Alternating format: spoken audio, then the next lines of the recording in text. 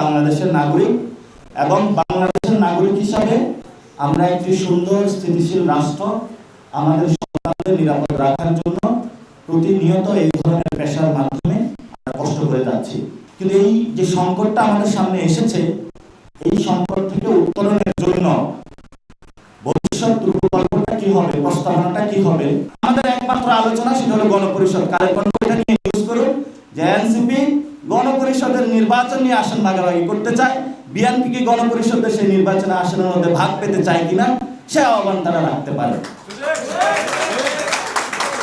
এজন্য আপনারা এখানে উপস্থিত হয়েছেন, আমাদের নেতা আক্তার ভাই আছেন, আমাদের সহযোদ্ধারা, ওনারা খুব ভালো মানুষ। আমরা দুর্নীতি করি নাই। আমার বিরুদ্ধে যদি বাংলাদেশে একটা মানুষ 1 টাকা দুর্নীতির অভিযোগ তুলতে পারে, আমি কখনো জনসম্মুখে আসবো না। দুর্নীতি করি নাই, কথা বলে যাব, দরকার হয় চা দোকান দিয়ে চলবো, রিক্সা চালিয়ে চলবো, শ্রমিক অঞ্চলে কাজ করে চলবো, কিন্তু তার সাথে বাংলাদেশের মানুষ প্রশ্নে আমি কম্প্রোমাইজ করবো না। লড়াইটা জারি থাকবে। আপনাদের সাহস শক্তি রাখবেন, বাংলাদেশ হেরে যাবে না। বাংলাদেশ মানুষ এটা বলেছিল বিদ্রোহের নগরী, যতবারই ফ্যাসিস্ট আসবে ততবারই বিদ্রোহী আসবে। লাস্ট একটা আলোচনা সংবিধান। এই যে এই সংবিধানে একটা বিষয় এসেছে, এটা তো জানেন এই সংবিধানটা এটা হলো ফ্যাসিস্ট কাঠামো, একটা হলো টেক্সট বুক। এটার মাধ্যমে বাংলাদেশে ফ্যাসিজম কায়েম করা হয়েছে, আর এটা রচয়িতা হলো বাংলাদেশ আওয়ামী লীগ, শেখ মুজিব।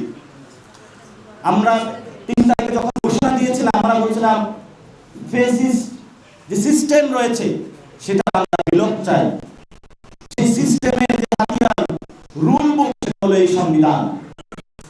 এই সংবিধানে বাঙালি শব্দ বলে পাহাড়কে অন্যদের সাথে তুলে দেওয়ার চেষ্টা করা হচ্ছে। পাহাড় আমার, সমতল আমার, বাংলাদেশের পানি তরুলতা থেকে মাটি থেকে শুরু করে সবকিছু আমাদের।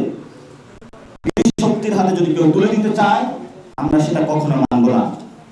এই জন্য এই সংবিধান থেকে শুরু করে বাংলাদেশে বর্তমানে যত ফ্যাসিস্ট সিস্টেম আছে, আমরা আজকে এটা চিনলাম না, এখনো সুযোগ দিচ্ছি।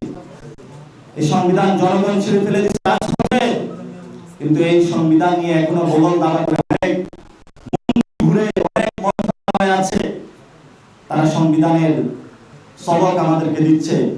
আমরা বলি যে তোমার সংবিধান একদিন পড়ে যাবে, এই সংবিধান একদিন চলে যাবে, কিন্তু বাংলাদেশ টিকে থাকবে।